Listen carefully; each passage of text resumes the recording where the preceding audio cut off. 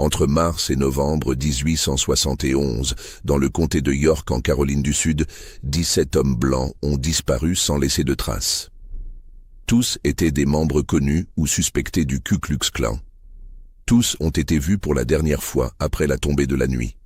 Et selon les rares témoins qui ont osé parler, tous ont été poursuivis par un cavalier vêtu de noir, monté sur un cheval noir, qui surgissait du brouillard comme s'il connaissait chaque sentier, chaque virage, chaque cachette de ces plantations abandonnées.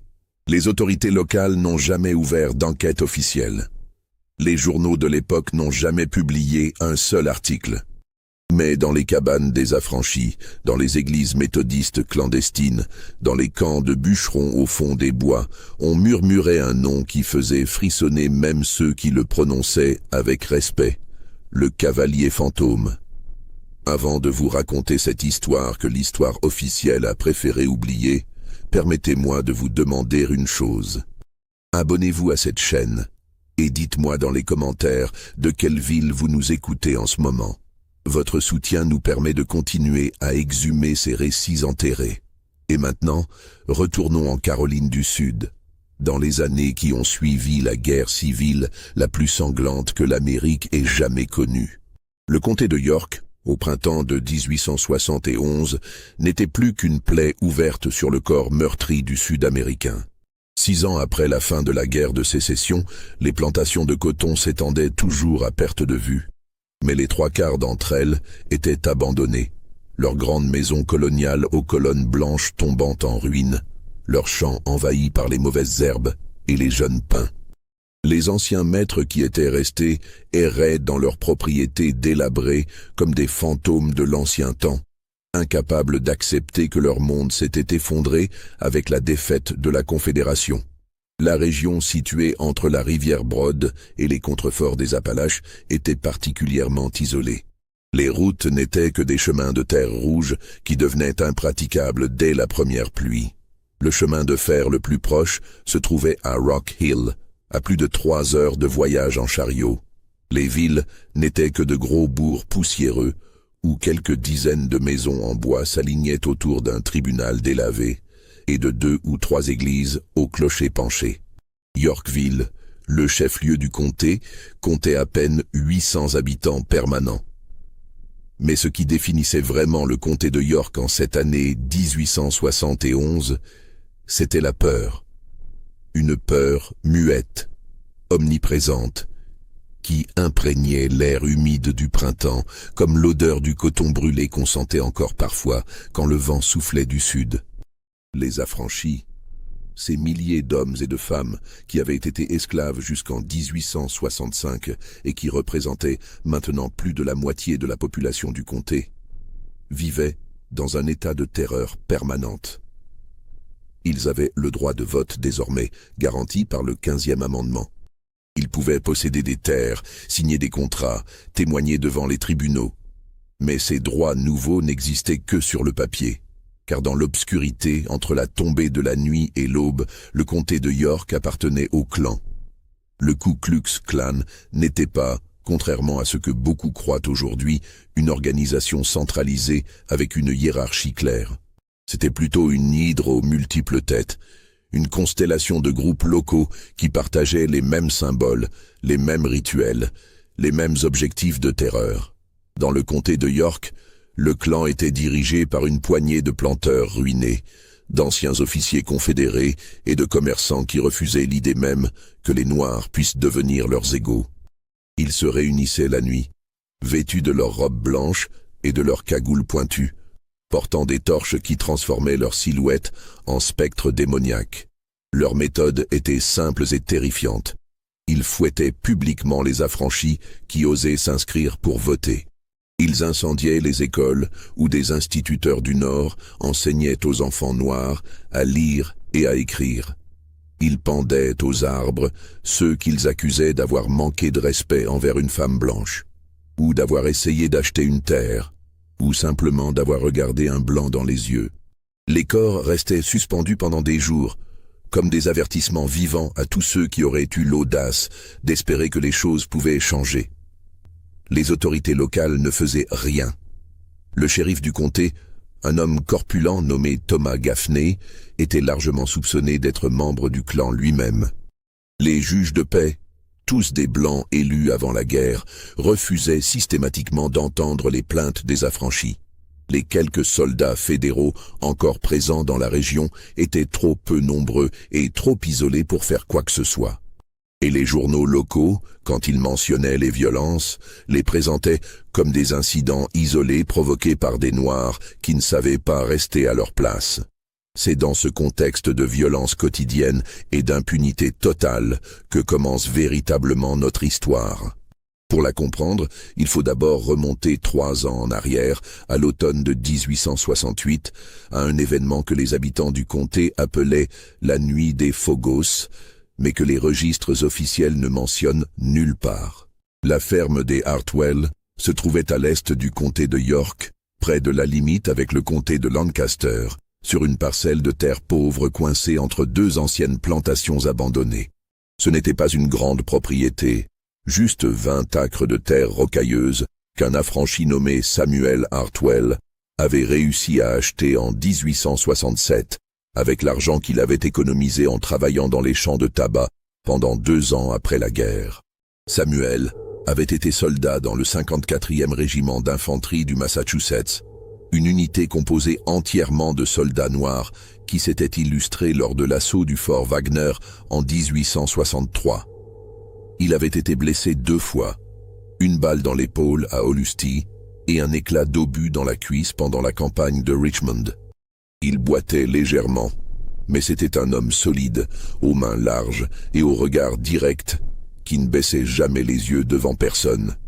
Il vivait dans une petite maison en bois qu'il avait construite lui-même avec sa femme, Ruth, leurs 3 enfants, et la mère de Ruth, une vieille femme nommée Esther, qui avait été esclave pendant plus de 60 ans et qui parlait rarement, comme si toutes les paroles qu'elle aurait pu prononcer s'étaient épuisées dans les champs de coton de sa jeunesse. Les Hartwell cultivaient du maïs, quelques légumes, élevaient des poules et un cochon. Ce n'était pas grand-chose, mais c'était à eux.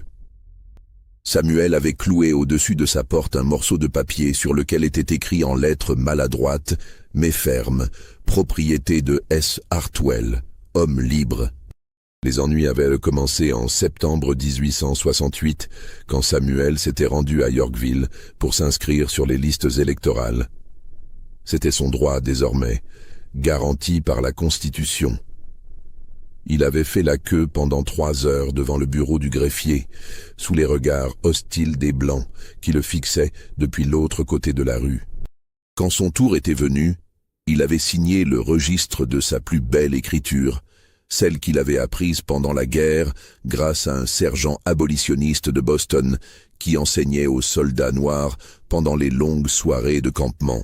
2 semaines plus tard, par une nuit sans lune du début octobre, ils étaient venus. Selon les témoignages fragmentaires recueillis plus tard par un pasteur méthodiste qui notait ces événements dans un journal personnel jamais publié de son vivant, il devait y avoir une 15aine d'hommes. Ils portaient les robes blanches caractéristiques du clan et des cagoules qui ne laissaient voir que leurs yeux.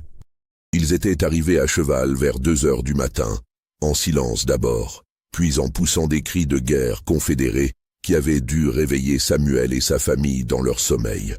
Ce qui s'est passé ensuite a été reconstitué à partir de plusieurs sources. Les marques laissées sur le sol, les objets retrouvés, et surtout les témoignages de 2 affranchis qui habitaient à près d'1 mile de là, et qui avaient vu les flammes illuminer le ciel nocturne. Ils n'avaient pas osé s'approcher cette nuit-là. Bien sûr, personne n'aurait osé. Mais au lever du jour, quand la fumée était devenue visible à des miles à la ronde, plusieurs hommes s'étaient rendus prudemment à la ferme des Hartwell. Ils avaient trouvé la maison réduite en cendres. Les poutres encore fumantes formaient un squelette noir contre le ciel gris de l'aube. L'odeur était épouvantable, un mélange de bois calciné, de chair brûlée et de quelque chose d'autre, quelque chose de plus profond et plus terrible que les témoins ne pouvaient pas nommer. Dans les ruines, ils avaient découvert 5 corps. Ruth, les 3 enfants et la grand-mère Esther. Ils étaient si carbonisés qu'il était difficile de les distinguer des poutres noircies. Mais Samuel n'était pas parmi eux. On l'avait retrouvé à 50 mètres de la maison, pendu à un vieux chêne qui marquait la limite entre sa propriété et les terres abandonnées d'à côté. Il portait encore sa chemise de nuit. Ses pieds nus pendaient à quelques centimètres du sol. Son visage était tuméfié, couvert de sang séché. Il avait visiblement été battu avant d'être pendu. Sur sa poitrine, quelqu'un avait épinglé un morceau de papier avec un message grossièrement écrit « Voilà ce qui arrive aux nègres qui veulent voter ». Le pasteur méthodiste qui avait recueilli ces informations, un homme du Nord nommé Josiah Fletcher, qui tenait une petite église pour les affranchis près de Yorkville, avait noté dans son journal « Aujourd'hui, le 11 octobre 1868, j'ai vu ce qu'est vraiment l'enfer sur terre. J'ai enterré Samuel Hartwell et sa famille dans un coin du cimetière que les Blancs n'utilisent pas. 13 personnes étaient présentes. Personne n'a osé parler à voix haute. Pendant toute la cérémonie, j'ai senti des regards nous observer depuis la lisière du bois. Le shérif Gaffney n'est jamais venu. Personne ne viendra. Il n'y aura pas de justice pour les Hartwell. » Ce que le pasteur Fletcher ne savait pas, c'est que cette nuit-là, dans les bois autour du cimetière, quelqu'un observait effectivement la scène. Quelqu'un qui connaissait Samuel Hartwell. Quelqu'un qui avait servi avec lui dans le 54e régiment du Massachusetts. Quelqu'un qui venait d'apprendre que son frère d'armes et toute sa famille avaient été massacrés pendant qu'il se trouvait à Charleston, à plus de 100 miles au sud, cherchant du travail dans les chantiers navals. Cet homme s'appelait Elijah Crane.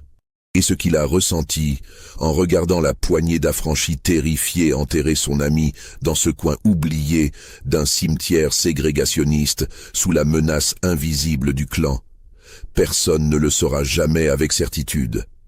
Mais ce que nous savons, c'est que lorsqu'Elijah Crane a quitté ce cimetière ce jour-là, quelque chose s'était brisé en lui. Ou peut-être s'était-il forgé, comme un métal porté à blanc puis trempé dans l'eau glacée. Dans les mois qui suivirent, il ne se fit plus appeler Elijah Crane. Il devint quelqu'un d'autre. Ou plutôt, il devint une ombre, un murmure, une légende qui commençait à circuler dans les cabanes des affranchis et bientôt dans les cauchemars des hommes du clan. L'hiver de 1868 à 1869 fut particulièrement rigoureux dans le comté de York. La neige tomba 3 fois, ce qui était rare dans cette région, et les températures descendirent si bas que plusieurs puits gelèrent. Les routes devinrent impraticables pendant des semaines. Les gens restaient chez eux, brûlant tout ce qu'ils pouvaient trouver pour se chauffer, attendant que le printemps revienne. Pour les affranchis, cet hiver fut un répit. Le clan ne chevauchait pas par les nuits glaciales. Les raids nocturnes cessèrent presque complètement entre décembre et février. On pouvait dormir sans écouter constamment les bruits de sabots sur la route. Les enfants pouvaient aller à l'école sans que leurs parents se demandent s'ils les reverraient le soir. C'était un sursis fragile, tout le monde le savait, mais les gens s'y accrochaient comme à une branche au-dessus d'une rivière en crue. Elijah Crane, lui, n'avait pas attendu le printemps. Selon les récits qui commencèrent à circuler plus tard, il s'était installé dans l'une des nombreuses plantations abandonnées qui parsemaient le comté. Personne ne savait exactement laquelle. Certains disaient que c'était l'ancienne propriété Hendricks, au nord, avec sa grande maison délabrée dont la moitié du toit s'était effondrée. D'autres parlaient des ruines de la plantation Clemson, plus à l'est, où les anciens quartiers des esclaves étaient encore debout mais envahis par la végétation. Quelques-uns juraient l'avoir aperçu près des vestiges de la propriété McConnell, au sud de la rivière Broad, là où les bois étaient si denses qu'on pouvait se perdre à 20 mètres de la route. Ce qui est certain, c'est qu'Elijah connaissait ces terres comme peu d'hommes les connaissaient. Il avait grandi dans le comté voisin, fils d'une esclave et d'un homme dont personne ne prononçait jamais le nom. Il avait travaillé dans les champs jusqu'à l'âge de 22 ans, jusqu'au moment où la guerre avait éclaté et où les soldats de l'Union étaient arrivés, offrant la liberté à tous ceux qui voudraient prendre les armes contre la Confédération. Elijah avait été l'un des premiers à s'enrôler. Il avait combattu pendant 3 ans, survécu à des batailles qui avaient tué la moitié de son régiment, appris à tirer, à se déplacer en silence, à lire une piste, à survivre dans les bois pendant des jours, avec une poignée de maïs séché. Mais surtout, il avait appris quelque chose que la guerre enseigne à tous les soldats qui survivent assez longtemps. Comment tuer un homme. Les premiers signes que quelque chose avait changé dans le comté de York apparurent en mars 1869, quand la neige fondit et que les routes redevinrent praticables. Le clan recommença ses raids nocturnes avec une violence renouvelée, comme pour rattraper les mois d'inactivité hivernale. 3 affranchis furent fouettés publiquement en une seule semaine. Une école fut incendiée. Un homme qui avait témoigné contre un blanc dans une affaire de vol de bétail fut retrouvé noyé dans la rivière, les mains liées dans le dos. Mais ensuite, quelque chose d'étrange se produisit. Le 27 mars 1869, un fermier blanc nommé Jacob Pruitt ne rentra pas chez lui après une nuit de raid du clan. Sa femme, inquiète, alerta le shérif Gaffney le lendemain matin. On organisa des recherches. On retrouva son cheval errant près de l'ancienne plantation Hendricks, la selle encore en place, mais vide. Le cheval était nerveux, agité, comme s'il avait eu peur de quelque chose. Par terre, on découvrit la robe blanche de Pruitt, soigneusement pliée et posée sur une souche. À côté, il y avait ses bottes et son revolver déchargé. Mais Jacob Pruitt lui-même n'a jamais été retrouvé. Les hommes du shérif cherchèrent pendant 3 jours. Ils fouillèrent les bois environnants, les vieux bâtiments abandonnés, le lit de la rivière. Rien. Pas de corps, pas de traces de lutte, pas d'indices expliquant ce qui avait pu arriver. C'était comme si Pruitt s'était évaporé dans la nuit. Le shérif Gaffney conclut officiellement à un accident. Peut-être que Pruitt était tombé de cheval et s'était perdu dans les bois. Peut-être qu'il avait été attaqué par un animal sauvage. Peut-être qu'il s'était noyé dans la rivière et que le courant avait emporté son corps. Les explications étaient nombreuses et toutes également insatisfaisantes. Mais dans les cabanes des affranchis, on racontait une autre version. On disait que Jacob Pruitt faisait partie du groupe de cavaliers qui avait incendié la ferme des Hartwell. On disait que quelqu'un l'avait attendu sur le chemin du retour. Quelqu'un qui connaissait exactement quel sentier il prendrait pour rentrer chez lui. Quelqu'un qui était monté sur un cheval noir et qui était sorti de l'ombre sans faire de bruit, comme s'il avait été une partie de la nuit elle-même. On commença à murmurer un nom, le cavalier fantôme. 2 semaines plus tard, un deuxième homme disparut. Cette fois, c'était William Doster, un ancien contremaître de plantation connu pour sa cruauté envers les esclaves avant la guerre. Doster vivait seul dans une petite maison en pierre à la périphérie de Yorkville. Le matin du 14 avril, un voisin remarqua que sa porte était grande ouverte et que ses poules erraient librement dans la cour. Il entra pour vérifier et trouva la maison vide. Le lit était défait. Une tasse de café à moitié bu refroidissait sur la table. Les vêtements de Doster étaient toujours accrochés près de son lit, mais sa robe de clan avait disparu. On ne le revit jamais. Cette fois, il n'y eut même pas de vraie recherche. Le shérif Gaffney envoya 2 hommes fouiller superficiellement les environs, mais ils revinrent bredouilles au bout de quelques heures. L'affaire fut rapidement classée. Les gens commencèrent à parler de malchance, de coïncidences troublantes. Mais les affranchis, eux, parlaient d'autre chose. Ils parlaient de justice. Pas la justice des tribunaux blancs qui ne les entendaient jamais. Une justice plus ancienne, plus sombre, plus définitive. Si cette histoire vous donne des frissons, n'hésitez pas à laisser un like et à nous dire dans les commentaires ce que vous pensez qu'il est arrivé à ces hommes. Votre engagement nous aide à continuer à déterrer ces histoires oubliées. Le printemps s'installa pleinement dans le comté de York, apportant avec lui ses journées chaudes et ses nuits tièdes parfumées par les fleurs de magnolia. C'était une saison normalement propice aux rassemblements, aux fêtes de fin de plantation, aux pique-niques du dimanche après l'église. Mais en cette année 1869, une atmosphère étrange pesait sur le comté. Les Blancs parlaient à voix basse dans les rues de Yorkville. Les magasins fermaient leurs portes plus tôt que d'habitude. Les hommes regardaient par-dessus leur épaule en marchant. Car les disparitions continuaient. Le 23 avril, ce fut Thomas Killian, un jeune fermier de 28 ans qui vivait près de la frontière avec le comté de Chester. Killian était connu pour être un membre particulièrement zélé du clan local. Il avait participé à plusieurs raids, et on disait qu'il avait personnellement fouetté un vieil affranchi qui avait osé demander un salaire pour son travail. La nuit de sa disparition, Killian était sorti pour vérifier ses pièges à lapins le long de la lisière du bois. Sa femme l'attendit jusqu'à l'aube. Quand il ne revint pas, elle alla chercher de l'aide. On retrouva ses pièges intacts. On retrouva aussi des traces de sabots de cheval dans la boue molle, près d'un vieux chêne. Et accroché à une branche basse de cet arbre, soigneusement noué, il y avait un morceau de corde neuve. Juste un morceau, comme un message. Thomas Killian ne fut jamais retrouvé. Les disparitions suivirent un schéma troublant que le shérif Gaffney refusait obstinément de reconnaître publiquement, mais que tout le monde dans le comté avait fini par remarquer. Les hommes qui disparaissaient étaient tous des membres connus ou fortement suspectés du clan. Ils disparaissaient toujours la nuit. Ils disparaissaient toujours après avoir participé à un raid ou à une réunion de l'organisation. Et ils ne laissaient jamais de traces explicites de violence, juste ces petits détails troublants, une robe pliée, un cheval errant, une corde accrochée à un arbre. Plus troublants encore étaient les témoignages qui commençaient à émerger.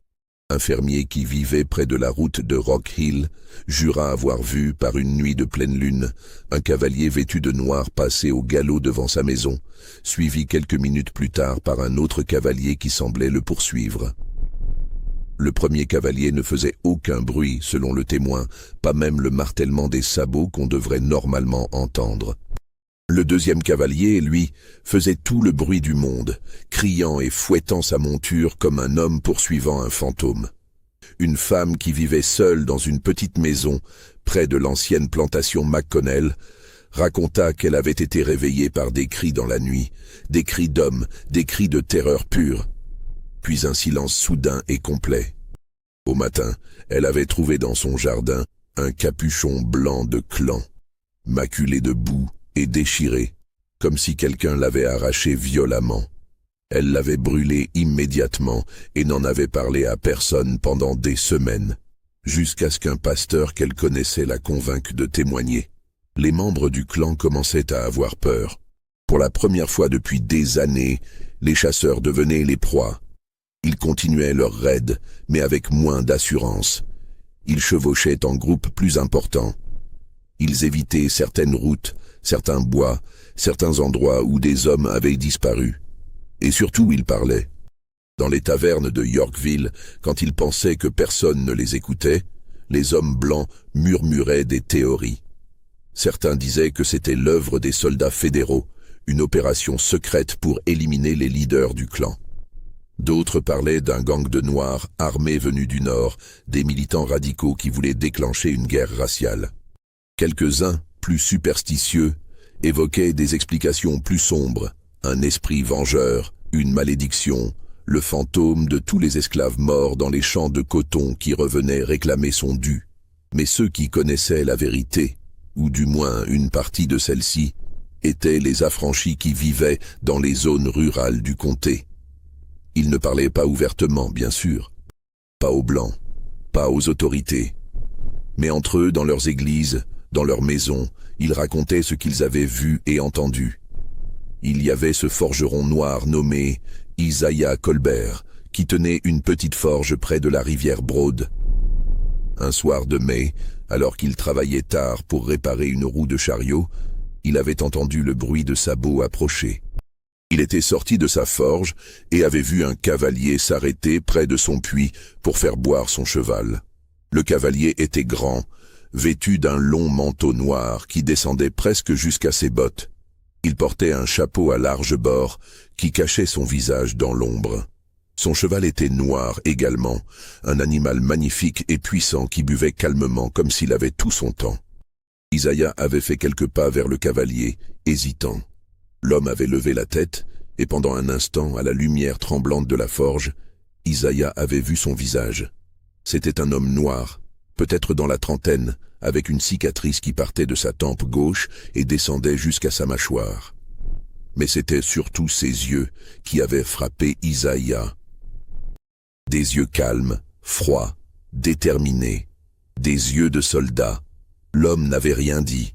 Il avait simplement regardé Isaiah pendant quelques secondes, puis avait fait un léger signe de tête, comme un salut silencieux entre deux hommes qui se comprenaient sans avoir besoin de parler. Puis il était remonté sur son cheval et était reparti au galop vers le nord, disparaissant dans la nuit, comme s'il n'avait jamais été là. Le lendemain, on apprit qu'un membre du clan nommé Richard Haywood avait disparu dans la nuit. Il habitait à moins de 3 miles au nord de la forge d'Isaiah. Ces histoires se multipliaient. Un vieil homme qui ramassait du bois mort près de l'ancienne plantation Hendricks jura avoir vu le cavalier noir entrer dans les ruines de la grande maison. Une femme qui rentrait de chez sa sœur tard dans la soirée affirma l'avoir croisé sur la route et que son cheval, au lieu de l'effrayer comme elle s'y attendait, s'était simplement arrêté et l'avait laissé passer en silence. Un enfant qui jouait près de la rivière raconta avoir trouvé un campement abandonné dans les bois avec les restes d'un feu éteint et les traces d'un cheval attaché à un arbre. Le pasteur Josiah Fletcher, celui-là même qui avait enterré Samuel Hartwell et sa famille, commença à recueillir ces témoignages dans son journal personnel. Il notait tout avec un soin méticuleux, les dates, les lieux, les noms des témoins, les détails de chaque rencontre. Il commençait à percevoir un schéma, une méthode, dans ce qui semblait être une campagne de vengeance soigneusement orchestrée. Le 13 juin 1869, Fletcher écrivit dans son journal « J'ai entendu aujourd'hui le témoignage d'un homme nommé Joshua Tanner, qui travaille dans les écuries de Yorkville. Il dit avoir reconnu le cheval du cavalier noir. C'est un étalon andalou, noir de jais, qui appartenait autrefois à un planteur du comté de Lancaster. Ce planteur est mort pendant la guerre et son cheval a été vendu aux enchères en 1866. Joshua dit que le cheval a été acheté par un soldat noir, un vétéran du 54e régiment du Massachusetts. Mais il ne se souvient plus du nom de cet homme. 54e régiment du Massachusetts, le même régiment que Samuel Hartwell. Fletcher commençait à comprendre. Mais ce qu'il ne comprenait pas encore, c'est que cette campagne de terreur inversée n'était pas l'œuvre d'un seul homme. C'était quelque chose de beaucoup plus organisé, de beaucoup plus dangereux pour l'ordre établi du comté de York.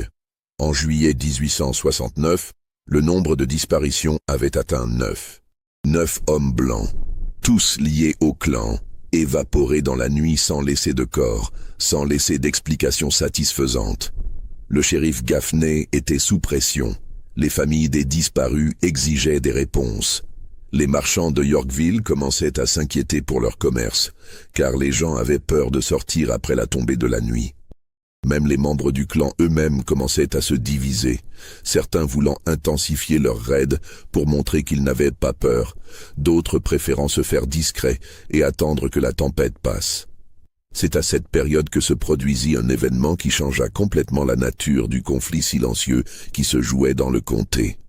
Le 23 juillet, un groupe de 7 cavaliers du clan décida d'organiser un raid punitif contre une petite communauté d'affranchis qui s'était établie sur les terres abandonnées de l'ancienne plantation Clemson.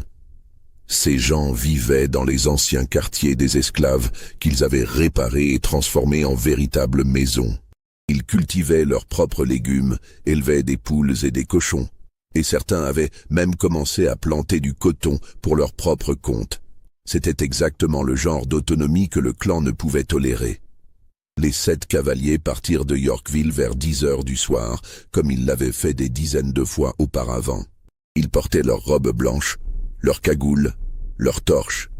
Ils étaient armés de fusils, de pistolets, de fouets. Leur plan était simple. Brûler quelques cabanes, fouetter les hommes qui résisteraient, terroriser suffisamment la communauté pour qu'elle se disperse et abandonne les terres. Ils ne revinrent jamais. Le lendemain matin, quand les épouses et les familles des 7 hommes s'inquiétèrent de leur absence, on organisa la plus grande opération de recherche que le comté de York avait jamais vue. Le shérif Gaffney, mobilisa tous les hommes disponibles. Plus de 40 personnes partirent fouiller les routes menant à l'ancienne plantation Clemson. Ce qu'ils trouvèrent leur glaça le sang. À environ 2 miles de la communauté des affranchis, sur un tronçon de route bordé de chênes centenaires, on découvrit les 7 chevaux. Ils étaient attachés à un arbre, côte à côte, parfaitement alignés. Ils étaient calmes, bien nourris, visiblement soignés. Leur selle était intacte, mais leurs cavaliers n'étaient nulle part. Par terre, disposés en cercle parfait autour de l'arbre où les chevaux étaient attachés, on trouva les 7 robes blanches du clan. Elles étaient soigneusement pliées, comme du linge propre prêt à être rangé. Au centre du cercle, planté dans le sol, il y avait une pique sur laquelle était fixé un morceau de papier.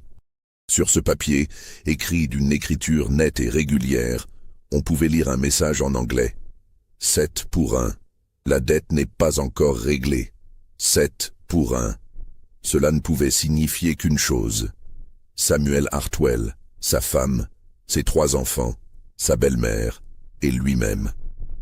7 personnes massacrées lors de la nuit des Phogos. 7 membres du clan disparus en représailles.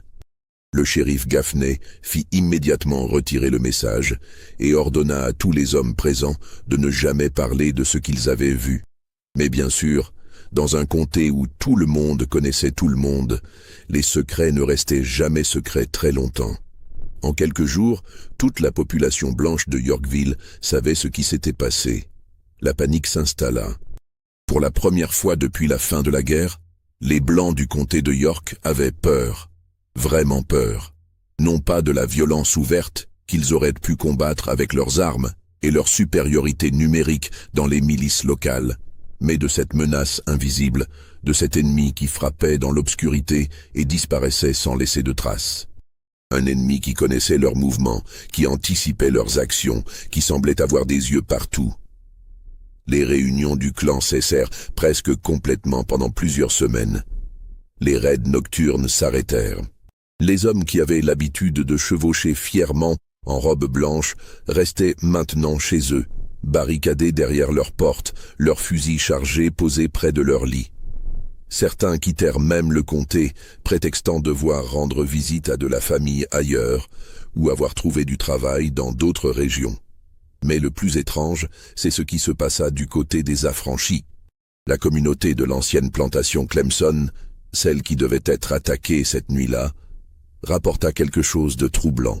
Vers minuit, alors que plusieurs hommes montèrent la garde comme ils le faisaient chaque nuit depuis des mois, ils avaient vu arriver un groupe de cavaliers. Mais ces cavaliers n'étaient pas blancs.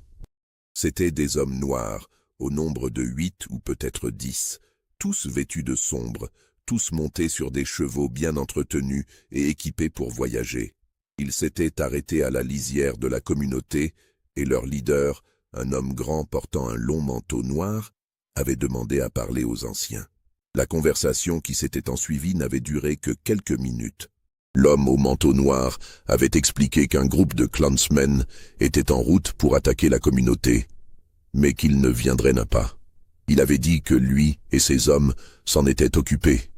Il avait dit que la communauté pouvait dormir tranquille cette nuit-là.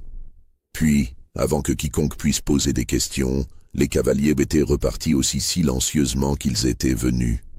Un des anciens de la communauté, un homme âgé nommé Abraham Willis, qui avait été esclave pendant 50 ans avant la guerre, avait eu le temps de demander « Qui êtes-vous » L'homme au manteau noir s'était retourné sur sa selle et avait simplement répondu « Des soldats.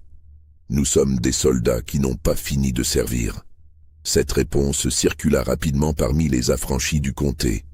Des soldats, des hommes qui avaient combattu pour l'Union, qui avaient risqué leur vie pour que l'esclavage prenne fin, et qui revenaient maintenant pour protéger ceux qui étaient censés être libres, mais qui vivaient encore dans la terreur.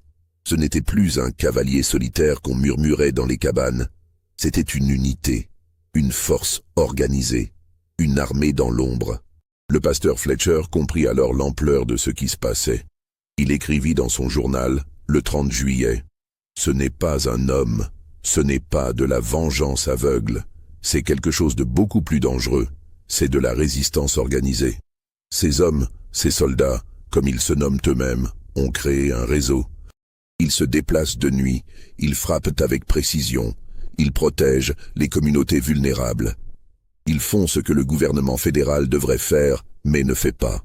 Ils font ce que les lois promettent, mais n'accomplissent pas. Et le plus terrifiant pour les hommes du clan, c'est qu'ils sont invisibles. On ne sait pas combien ils sont, d'où ils viennent, où ils se cachent. Le cavalier fantôme n'est pas un fantôme, c'est une ombre avec de nombreuses formes. En août 1869, 2 événements se produisirent qui allaient y porter l'affaire à un point culminant. Le premier fut l'arrivée à Yorkville d'un détachement de soldats fédéraux envoyés de Columbia, la capitale de l'État, pour enquêter sur les disparitions. Le capitaine qui commandait ce détachement, un homme du Massachusetts nommé Benjamin Lowell, était un vétéran de la guerre qui avait combattu avec les régiments de couleur. Il avait une réputation de droiture et d'intégrité, et les affranchis espéraient qu'enfin quelqu'un allait réellement enquêter sur ce qui se passait dans le comté. Lowell commença ses investigations méthodiquement. Il interrogea les familles des disparus. Il examina les scènes où les chevaux et les robes avaient été retrouvés. Il écouta les témoignages des affranchis que le shérif Gaffney avait toujours ignorés. Et très rapidement, il comprit ce que tout le monde savait déjà mais que personne n'osait dire ouvertement. Les hommes qui disparaissaient étaient tous des terroristes du clan, et quelqu'un les éliminait systématiquement. Le problème était que Lowell ne pouvait rien prouver. Il n'y avait pas de corps, pas de témoins directs des disparitions, pas de preuves concrètes d'un crime, et surtout, personne parmi les Blancs n'était prêt à coopérer avec son enquête. Le shérif Gaffney lui opposait une résistance passive, mais constante. Les témoins potentiels refusaient de parler ou prétendaient ne rien savoir. Les documents qu'il demandait disparaissaient mystérieusement ou n'avaient jamais existé. Quant aux affranchis, leur silence était d'une autre nature. Ils ne mentaient pas à Lowell, mais ils ne lui disaient pas tout non plus. Ils répondaient à ses questions de manière factuelle, mais ils ne lui offraient pas d'informations supplémentaires. Pourquoi auraient-ils dû le faire? Pendant des années, ils avaient été terrorisés sans que personne ne vienne les aider. Maintenant que quelqu'un les protégeait enfin, pourquoi trahiraient-ils leur protecteur? Le deuxième événement d'août fut encore plus significatif. Le 22 de ce mois, un homme nommé Walter Sims, qui était largement considéré comme le leader officieux du clan dans le comté de York, convoqua une réunion secrète dans sa plantation, au sud de Yorkville. Sims était un ancien colonel de la cavalerie confédérée, un homme riche et influent qui avait réussi à préserver sa fortune après la guerre grâce à des investissements judicieux et à des connexions politiques à Columbia et même à Washington. Si quelqu'un avait le pouvoir de mettre fin à la menace du cavalier fantôme, c'était lui. Environ 30 hommes se réunirent cette nuit-là dans la grande salle de la plantation Sims. Certains étaient des planteurs, d'autres des commerçants, quelques-uns des shérifs adjoints ou des représentants locaux. Tous étaient membres du clan ou sympathisants. Sims leur exposa la situation avec une franchise brutale. Le clan était en train de perdre le contrôle du comté. La peur avait changé de camp. Si cela continuait, les affranchis allaient devenir de plus en plus audacieux. Ils allaient voter en masse, peut-être même élire leurs propres représentants. L'ordre social que les Blancs avaient maintenu pendant des générations allait s'effondrer. Sims proposa un plan. Il fallait découvrir qui étaient ces soldats fantômes, où ils se cachaient, qui les soutenaient.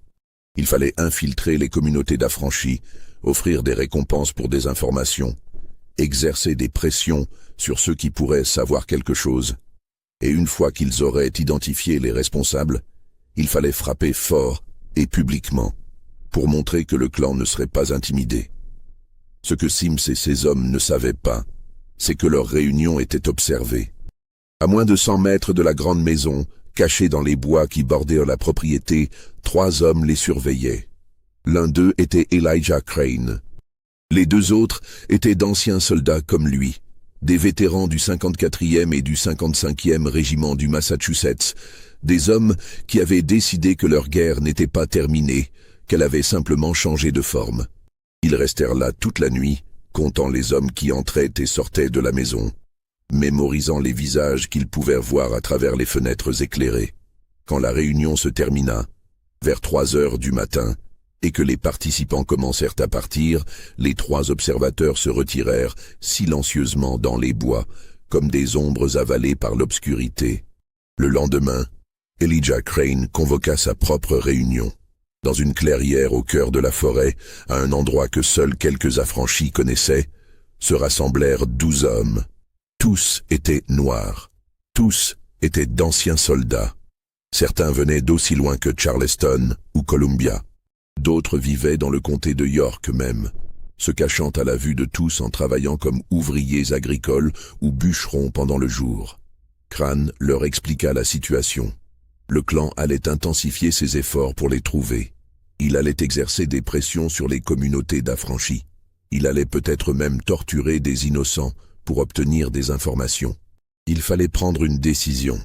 Soit ils s'arrêtaient maintenant et disparaissaient, soit ils allaient jusqu'au bout, quelles qu'en soient les conséquences. Les 12 hommes votèrent. Le vote fut unanime. Ils continueraient, mais ils changeraient de tactique. Jusqu'à présent, ils s'étaient concentrés sur les membres les plus violents du clan, ceux qui participaient activement au raid. Maintenant, ils allaient s'attaquer aux leaders, aux organisateurs, à ceux qui donnaient les ordres, mais gardaient les mains propres. Ils allaient frapper au cœur même de la structure de pouvoir qui permettait au clan d'exister. Leur première cible serait Walter Sims lui-même. Le mois de septembre 1869 fut marqué par une tension presque insupportable dans le comté de York. Tout le monde sentait qu'un point de rupture approchait. Le capitaine Lowell poursuivait son enquête, de plus en plus frustré par l'obstruction systématique qu'il rencontrait. Le shérif Gaffney avait commencé à organiser des patrouilles nocturnes, mais ses hommes étaient nerveux et tiraient sur des ombres. Les affranchis restaient vigilants, organisant leur propre tour de garde, dormant avec un œil ouvert. Walter Sims, de son côté, avait mis sa menace à exécution. Il avait fait circuler l'information qu'il offrait une récompense de $1000, une somme énorme pour l'époque, à quiconque fournirait des informations menant à l'arrestation du cavalier fantôme et de ses complices. $1000. C'était plus que ce que la plupart des affranchis pouvaient espérer gagner en 5 ans de travail. C'était une tentation terrible, et Sims le savait. Mais la loyauté des communautés noires tenait bon. Personne ne vint réclamer la récompense. Pas un seul nom ne fut donné. Le silence était total, impénétrable. C'était une forme de résistance que Sims n'avait pas anticipée, et cela le rendait furieux. Le 10 septembre, Sims fit une erreur. Dans sa frustration, il ordonna un raid punitif contre l'église méthodiste du pasteur Fletcher. Ce n'était pas une action du clan officiel, juste un groupe de 7 ou 8 hommes qui décidèrent de faire passer un message. Ils arrivèrent un dimanche matin, pendant le service, entrèrent dans l'église et exigèrent que Fletcher leur donne les noms de ceux qui savaient quelque chose sur le cavalier fantôme. Fletcher refusa. Ils le traînèrent dehors devant sa congrégation terrifiée et le frappèrent violemment, lui cassant 2 côtes et lui fendant l'arcade sourcilière. Puis ils partirent, laissant le pasteur ensanglanté dans la poussière devant son église. Ce fut la goutte d'eau qui fit déborder le vase. Jusque-là, Elijah Crane et ses hommes s'étaient concentrés exclusivement sur les membres du clan. Ils avaient évité de faire des victimes innocentes. Ils avaient même évité de tuer, se contentant de faire disparaître leur cible d'une manière qui laissait planer le doute. Mais l'attaque contre Fletcher était différente. C'était une attaque contre un homme de Dieu, contre un symbole de la communauté, devant des témoins innocents. C'était franchir une ligne. 3 jours après l'attaque, dans la nuit du 13 septembre, Elijah Crane et 4 de ses hommes pénétrèrent dans la plantation de Walter Sims. Ils avaient étudié les lieux pendant des semaines. Ils connaissaient les habitudes des gardes que Sims avait embauchés. Ils savaient où les chiens étaient attachés. Ils savaient quel étage Sims occupait dans la grande maison, quelle fenêtre donnait sur sa chambre.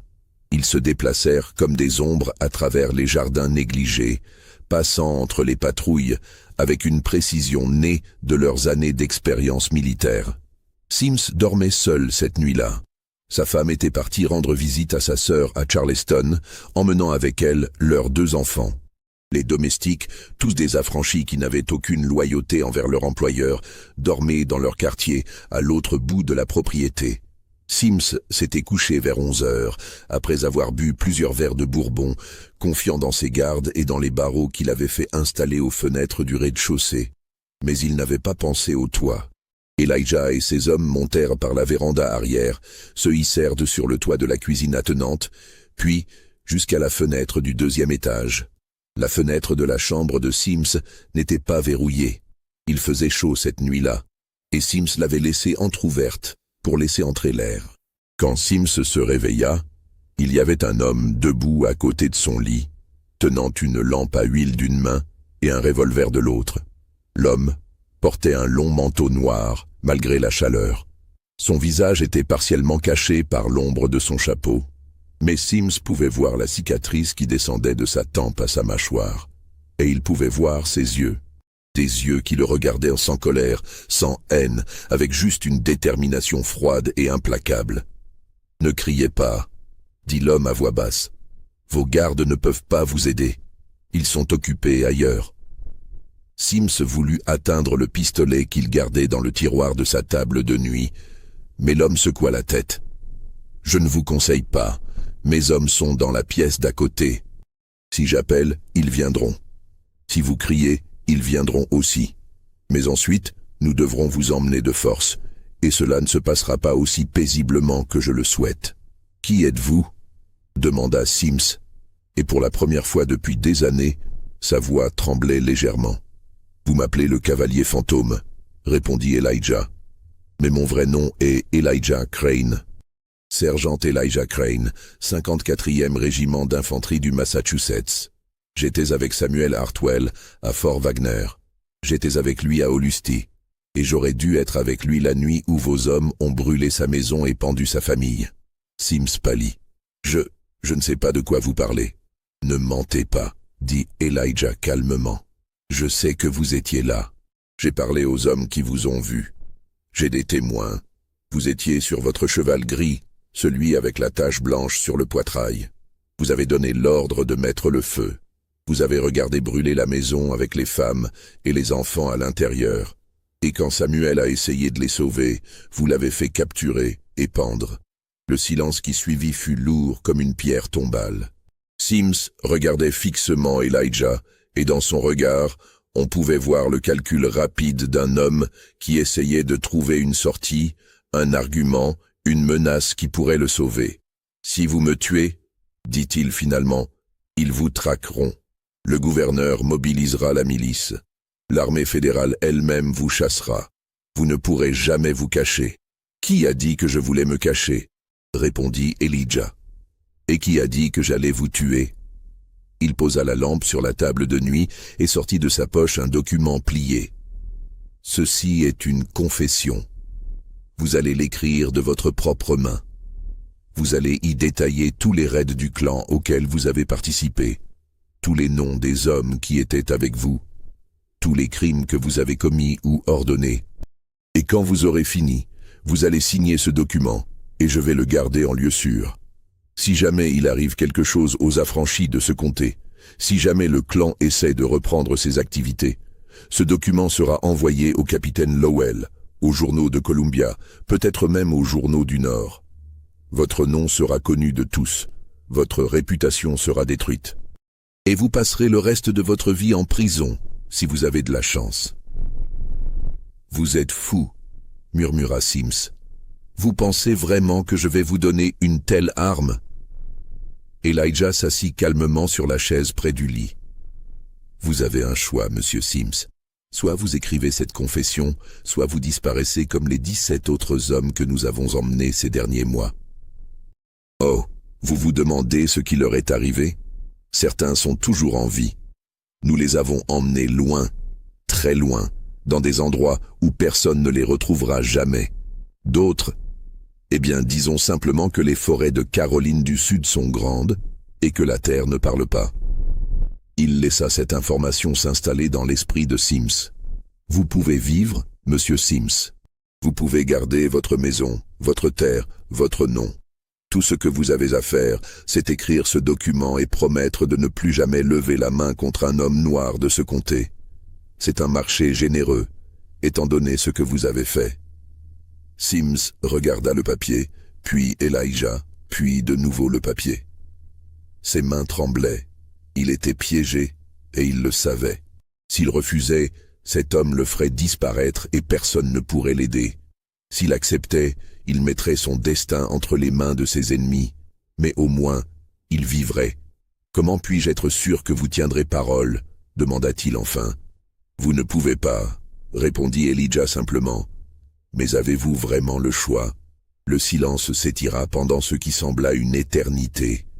Puis, lentement, Sims tendit la main et prit le papier. Il écrivit pendant plus d'1 heure, sa main tremblante traçant des lignes de confession qui auraient pu le pendre 10 fois. Il nomma 23 hommes qui avaient participé au raid. Il détailla 7 meurtres, 12 incendies, des dizaines de passages à tabac. Il admit son rôle dans la nuit des Fogos, décrivant avec des détails atroces comment ils avaient piégé la famille Hartwell dans leur maison avant d'y mettre le feu.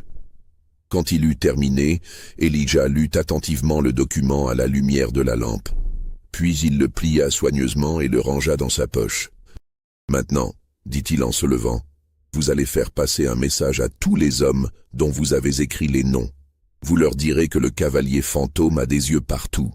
Vous leur direz que chaque nuit, nous les surveillons. Vous leur direz que s'ils touchent à un seul cheveu d'un affranchi, s'ils brûlent une seule maison, s'ils lèvent une seule fois la main pour frapper, ils disparaîtront. Et vous leur direz qu'ils ne pourront pas nous arrêter, parce que nous sommes une ombre avec 1000 visages. » Il se dirigea vers la fenêtre, puis s'arrêta et se retourna. « Une dernière chose, monsieur Sims. Vous avez pris 7 vies cette nuit-là, à la ferme des Hartwell. Nous avons pris 17 des vôtres en retour. La dette est maintenant réglée. Mais si jamais vous recommencez, nous ne compterons plus.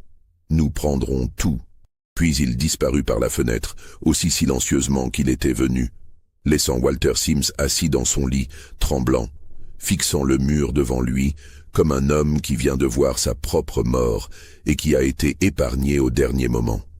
Le lendemain matin, quand les gardes vérifièrent la chambre de Sims, ils le trouvèrent habillé, assis dans son fauteuil, regardant par la fenêtre. Il ne dit rien de ce qui s'était passé. Mais dans les jours qui suivirent, il convoqua discrètement plusieurs hommes pour des conversations privées. Et après ces conversations, quelque chose de remarquable se produisit. Les raids du clan cessèrent complètement. Les mois qui suivirent la visite d'Elijah Crane à Walter Sims furent marqués par un changement subtil mais profond dans le comté de York. La violence ouverte contre les affranchis s'arrêta presque du jour au lendemain. Les robes blanches disparurent des routes nocturnes. Les torches ne brûlèrent plus devant les cabanes des Noirs. Les fouets se turent. Le capitaine Lowell, qui poursuivait toujours son enquête sur les disparitions, nota ce changement dans son rapport au commandant militaire de Columbia.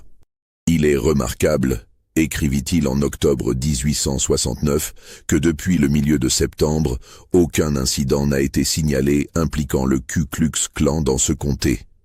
Les affranchis rapportent pouvoir circuler librement, même la nuit. Les écoles ont rouvert sans être menacées. Il semble qu'une peur profonde se soit emparée des éléments perturbateurs de la population blanche, mais je n'ai pas pu déterminer la cause exacte de ce changement. Mes investigations sur les 17 disparitions d'hommes blancs n'ont abouti à aucune conclusion. Il n'y a pas de corps, pas de témoins directs, pas de preuves matérielles d'un crime. C'est comme si ces hommes s'étaient évaporés dans l'air. Lowell quitta le comté de York en novembre, frustré mais soulagé que la violence ait cessé. Il ne sut jamais que la confession de Walter Sims était cachée dans une boîte en fer enterrée sous un vieux chêne près de l'ancienne plantation Clemson, où elle resterait enfouie pendant plus de 50 ans. Quant à Elijah Crane et ses compagnons soldats, ils disparurent aussi complètement que les hommes qu'ils avaient traqués. Certains retournèrent vers le nord, reprenant leur vie civile à Boston, New York ou Philadelphie.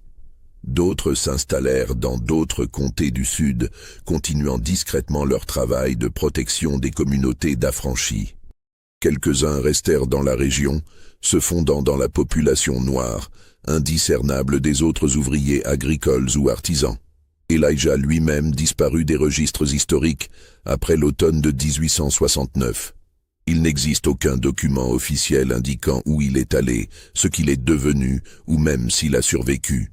Certains témoignages oraux collectés des décennies plus tard suggèrent qu'il aurait vécu discrètement dans une petite ferme à la frontière entre la Caroline du Sud et la Caroline du Nord, sous un nom différent. D'autres affirment qu'il serait parti vers l'ouest, vers les territoires encore sauvages, où un homme noir pouvait disparaître et recommencer sa vie. D'autres encore prétendent qu'il serait mort peu de temps après, emporté par la malaria ou la fièvre jaune, ces maladies qui tuaient tant de gens dans le Sud pendant ces années. Mais ce qui est indéniable, c'est l'impact de ces actions. Le comté de York, qui avait été l'un des bastions les plus violents du Ku Klux Klan en Caroline du Sud, devint relativement calme pendant plusieurs années. Les affranchis purent voter aux élections de 1870 et 1871 sans être systématiquement intimidés. Des écoles pour enfants noirs restèrent ouvertes. Quelques familles noires réussirent même à acheter des terres et à les cultiver sans être constamment menacées. Le pasteur Josiah Fletcher, qui avait survécu à son agression et continué son ministère, écrivit dans son journal en décembre 1869 « Je ne sais pas si je dois me réjouir ou avoir peur de ce qui s'est passé. La violence a cessé, oui, mais à quel prix? Combien d'hommes sont morts dans ces bois, enterrés dans des tombes sans nom? Et que se passera-t-il quand ceux qui nous protègent maintenant ne seront plus là? La justice obtenue par la peur est-elle vraiment de la justice? Je prie pour que Dieu pardonne ce qui a été fait, même si cela a été fait pour protéger les innocents. » Cette question morale hantait Fletcher, et elle devrait nous hanter aussi. Car l'histoire du cavalier fantôme n'est pas une histoire simple de héros et de méchants. C'est une histoire sur ce qui se passe quand le système de justice s'effondre, quand les lois ne protègent plus les citoyens, quand les autorités deviennent complices des criminels qu'elles sont censées arrêter. C'est une histoire sur des hommes qui ont pris la justice en main parce qu'il n'y avait pas d'autre choix, et sur le prix terrible que cela exige. Les années passèrent. 1870, 1871. La période connue sous le nom de reconstruction touchait lentement à sa fin. En 1876, avec le compromis qui porta Rutherford Hayes à la présidence, les troupes fédérales furent retirées du Sud. Les gouvernements de la reconstruction s'effondrèrent un par un, et avec leur chute, le Ku Klux Klan revint. Mais dans le comté de York, quelque chose d'étrange se produisit. Même quand le clan se reconstitua dans d'autres régions de Caroline du Sud avec une violence renouvelée, même quand les lois Jim Crow commencèrent à être imposées pour restaurer la ségrégation et priver les Noirs de leurs droits civiques, le comté de York resta relativement calme. Les raids nocturnes ne reprirent jamais avec la même intensité qu'avant 1869. Les lynchages y furent moins fréquents que dans les comtés voisins. Pourquoi? Les historiens qui ont étudié cette période ont avancé plusieurs explications. Certains disent que le comté avait simplement perdu trop de ses membres du clan les plus violents dans les disparitions de 1869. D'autres suggèrent que la peur instillée par le cavalier fantôme avait laissé une marque durable, créant une hésitation, un doute qui persistait même des années plus tard. D'autres encore pensent que le réseau de vétérans noirs qui s'était organisé autour d'Elijah Crane n'avait jamais vraiment disparu, qu'il était simplement devenu invisible, continuant à surveiller et à protéger depuis l'ombre. Ce qui est certain, c'est que les histoires du cavalier fantôme continuèrent à circuler dans les communautés noires du comté pendant des générations. Les grands-parents les racontaient à leurs petits-enfants. Les prédicateurs les mentionnaient dans leurs sermons comme des paraboles sur la justice divine. Les vieilles femmes les murmuraient pendant les longues soirées d'hiver. Ces histoires changeaient au fil du temps, s'embellissaient, acquéraient des détails fantastiques. Dans certaines versions, Le cavalier devenait véritablement un fantôme, un esprit vengeur invincible. Dans d'autres, il était un ange noir envoyé par Dieu pour punir les méchants. Mais au cœur de toutes ces histoires, il y avait toujours le même message. Il y avait eu un temps où les opprimés avaient riposté. Il y avait eu un temps où les chasseurs étaient devenus les proies. Il y avait eu un temps où la terreur avait changé de camp, ne serait-ce que brièvement. Et ce temps n'était pas un mythe, c'était réel. Cela s'était vraiment passé. En 1890, plus de 20 ans après les événements de 1869, un journaliste d'un petit hebdomadaire de Rock Hill décida d'enquêter sur les légendes du cavalier fantôme. Il interrogea des dizaines de personnes, blancs et noirs, qui se souvenaient de cette période. Ce qu'il découvrit le troubla profondément. Presque tous les Noirs qu'il interrogea confirmèrent que quelque chose s'était passé, que des cavaliers mystérieux avaient protégé leur communauté pendant une période critique. Ils pouvaient donner des dates précises, des lieux spécifiques, des noms de témoins. Leurs récits, bien que variants dans les détails, correspondaient dans les grandes lignes. Les Blancs, en revanche, avaient des récits très différents. La plupart refusaient de parler du sujet. Ceux qui acceptaient de discuter minimisaient les événements ou les niaient complètement. Walter Sims, toujours en vie à l'époque, refusa catégoriquement de recevoir le journaliste. Le shérif Gaffney, maintenant retraité, affirma que les disparitions avaient été exagérées, que la plupart des hommes en question avaient simplement quitté le comté pour chercher du travail ailleurs. Le journaliste essaya de vérifier les faits. Il chercha des registres de décès, des rapports de police, des articles de journaux de l'époque. Il ne trouva presque rien. Les archives du shérif pour l'année 1869 étaient étrangement incomplètes, avec plusieurs mois manquants. Les journaux locaux de cette période avaient évité de couvrir les disparitions. Les registres des cimetières ne montraient aucune sépulture correspondant aux hommes disparus. C'était comme si quelqu'un avait systématiquement effacé toutes les traces officielles de ce qui s'était passé. Ou peut-être que ces traces n'avaient jamais existé en premier lieu, parce que reconnaître officiellement les disparitions aurait signifié reconnaître l'existence du clan et son règne de terreur, ce que les autorités blanches de l'époque refusaient absolument de faire. Le journaliste écrivit finalement un article prudent, suggérant que les histoires du cavalier fantôme étaient probablement des légendes folkloriques embellies, basées peut-être sur quelques incidents réels, mais largement exagérés par le temps et l'imagination. L'article fut publié en première page de son journal un dimanche de mai 1890. Le lendemain, le journaliste reçut une visite étrange. Un vieil homme noir se présenta à son bureau. Il devait avoir au moins 70 ans, marchait avec une canne, mais son regard était clair et pénétrant. Il demanda à parler au journaliste en privé. Une fois seul avec lui, le vieil homme sortit de sa poche un objet enveloppé dans un tissu huilé. Il le déplia soigneusement sur le bureau. C'était un document jauni, couvert d'une écriture soignée mais tremblante. Le journaliste commença à lire et réalisa avec stupéfaction qu'il tenait entre ses mains la confession de Walter Sims, datée du 14 septembre 1869. « Où avez-vous trouvé ceci ?» demanda le journaliste, abasourdi. « Cela m'a été confié », répondit simplement le vieil homme. « Par quelqu'un qui pensait qu'un jour, le moment viendrait de le montrer au monde. Mais ce moment n'est pas encore arrivé. Je vous le montre seulement pour que vous sachiez que ce que vous avez écrit dans votre article est faux. Ce n'était pas une légende. C'était réel. Tout était réel. »« Alors pourquoi ne publiez-vous pas ce document ?» demanda le journaliste. « Pourquoi ne pas prouver une fois pour toutes ce qui s'est passé ?» Le vieil homme secoua la tête. « Parce que les hommes dont les noms sont écrits ici ont des fils. Ces fils ont du pouvoir maintenant. Ils contrôlent les tribunaux, les banques, les terres. Si ce document était rendu public, il ne servirait qu'à déclencher une nouvelle vague de violence. Les Noirs seraient accusés de chantage, de conspiration. On nous accuserait d'avoir fabriqué ce document. Et ensuite, ils viendraient nous chercher.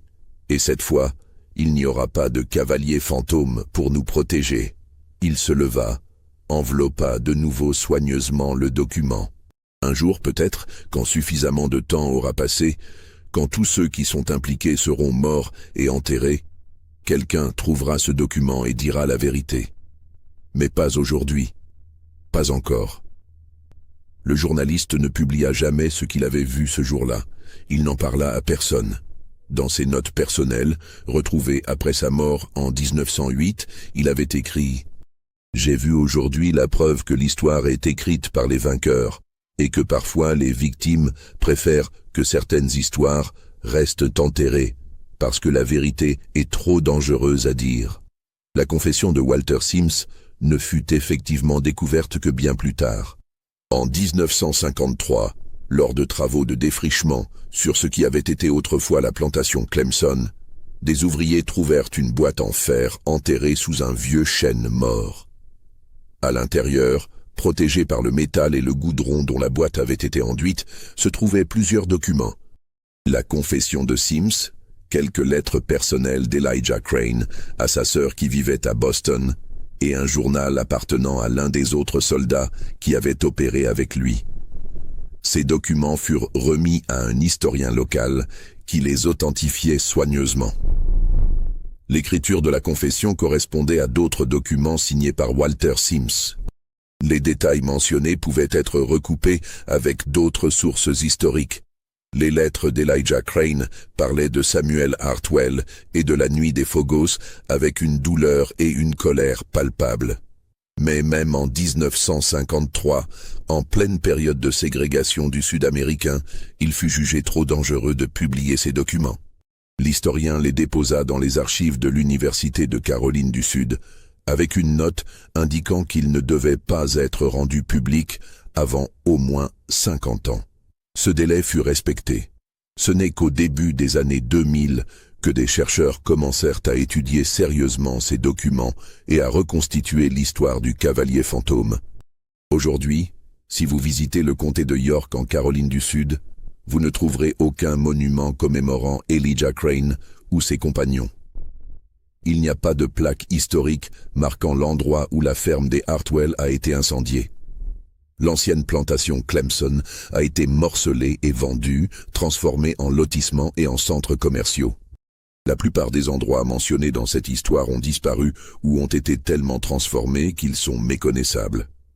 Mais dans certaines familles noires du comté, les histoires se transmettent encore. Des arrière-petits-enfants des affranchis qui ont vécu ces événements racontent encore à leurs propres enfants l'histoire du cavalier fantôme. Ces histoires ont changé avec le temps, bien sûr.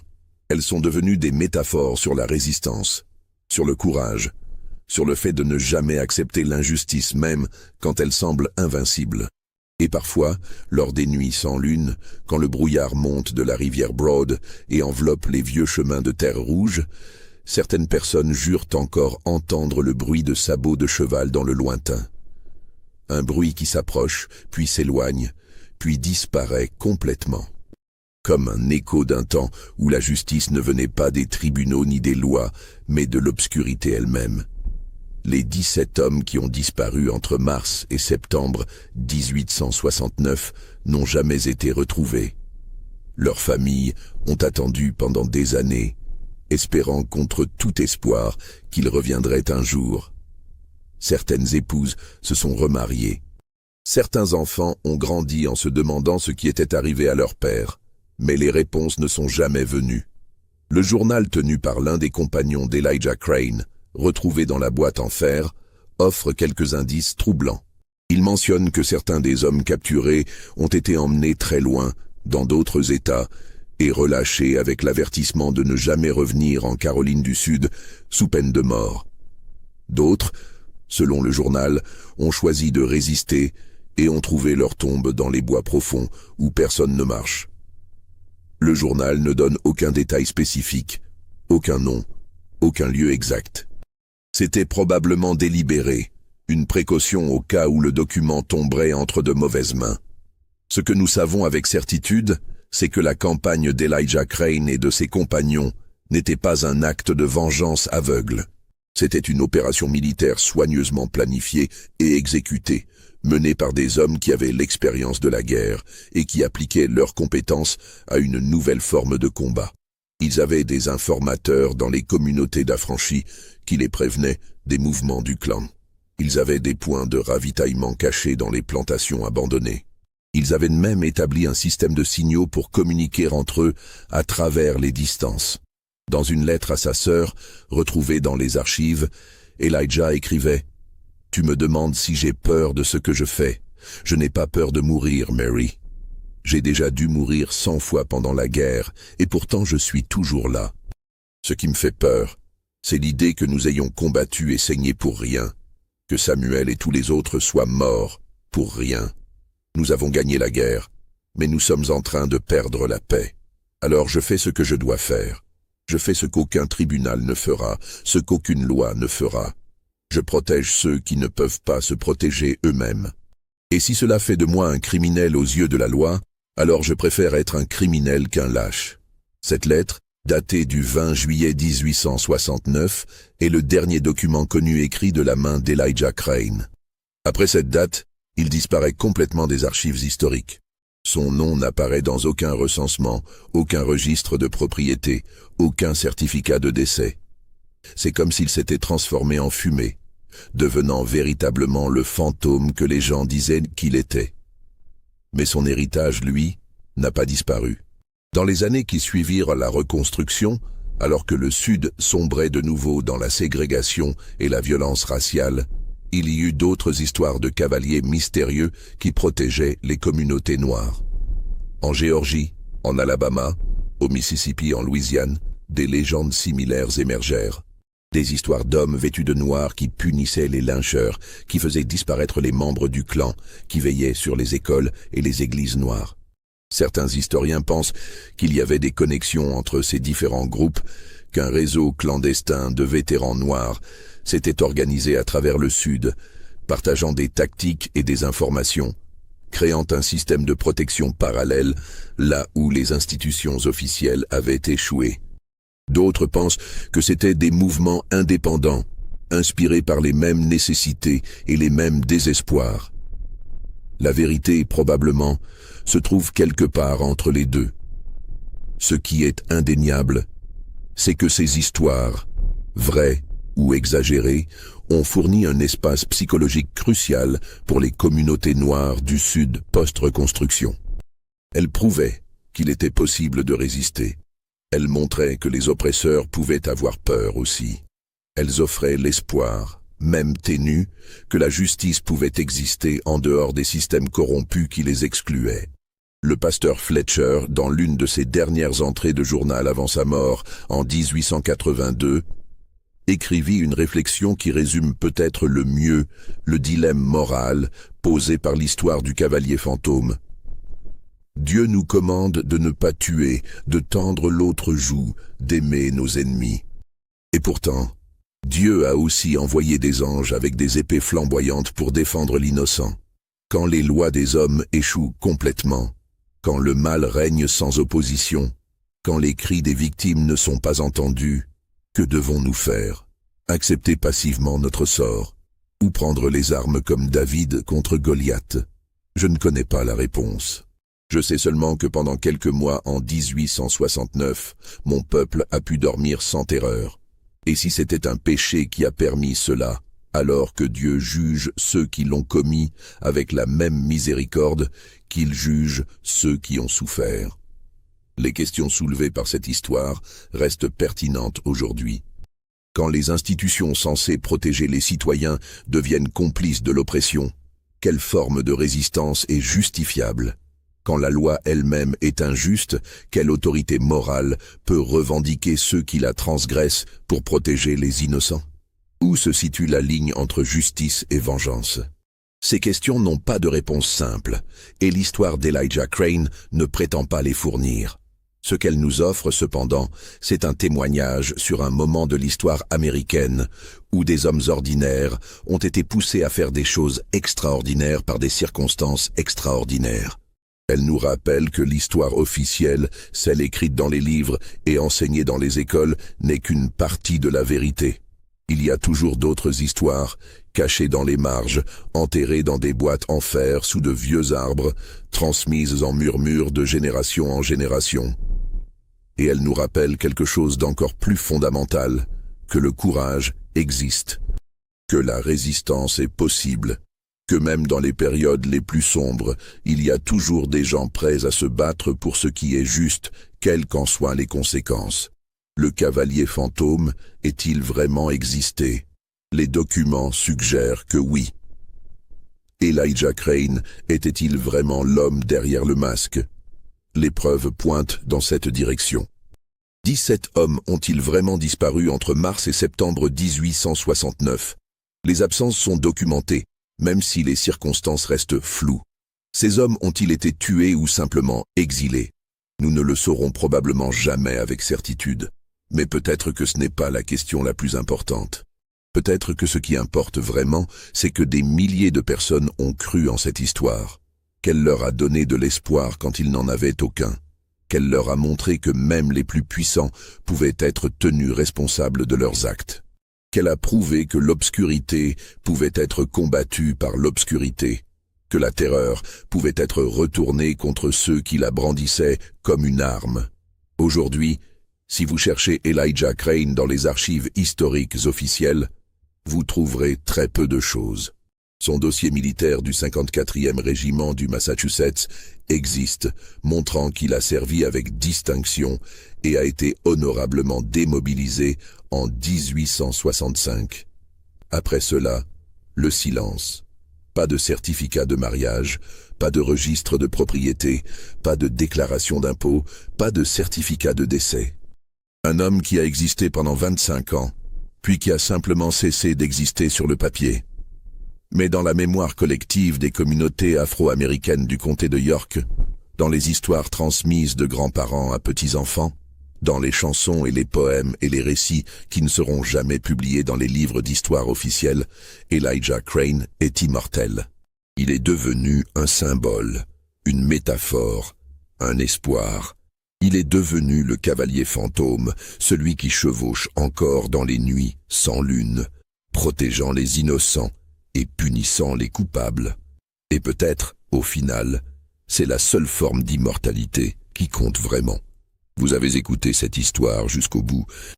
Vous vous êtes probablement demandé plusieurs fois si ce que vous entendiez était vrai. La réponse est à la fois simple et compliquée. Les documents existent. Les témoignages existent. Les absences sont documentées.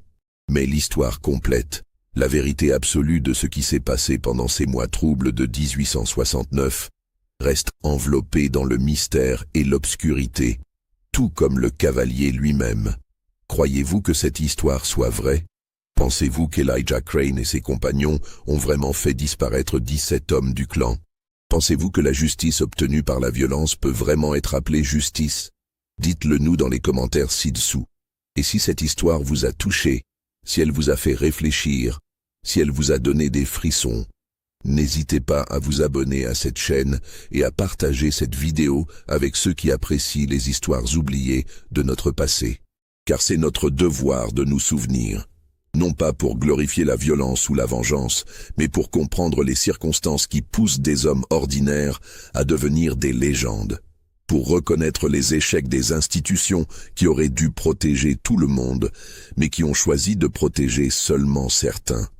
Et pour nous rappeler que l'histoire n'est jamais aussi simple qu'elle le paraît, qu'il y a toujours des couches cachées, des vérités enterrées, des voix silencées qui méritent d'être entendues.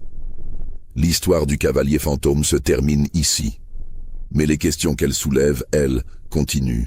Et peut-être que c'est exactement comme cela devrait être. Les meilleures histoires ne nous donnent pas de réponse facile.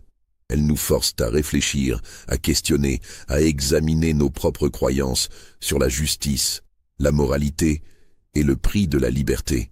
Dans les bois du comté de York, dans les plantations abandonnées et les chemins de terre rouge, le vent souffle encore à travers les vieux chênes.